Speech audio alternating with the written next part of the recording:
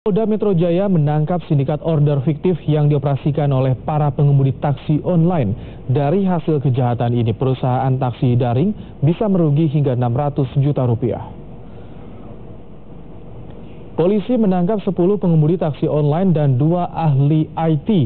Barang bukti yang disita adalah ratusan telepon genggam, uang tunai, dan 4 mobil. Para tersangka membobol sistem IT milik perusahaan taksi online dengan modus membuat pemesanan fiktif atau tanpa penumpang. Akibat perbuatannya, para tersangka dijerat dengan Undang-Undang ITE dan penipuan dengan ancaman 15 tahun penjara.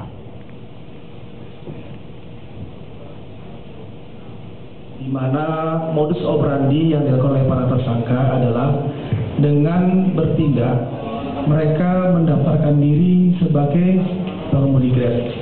Setelah mereka mengisi aplikasi, kemudian mereka mencoba memasuki sistem dan mereka menyediakan satu laptop ini, kemudian ada beberapa handphone, sini ada 170 handphone, kemudian ada 6 mobil.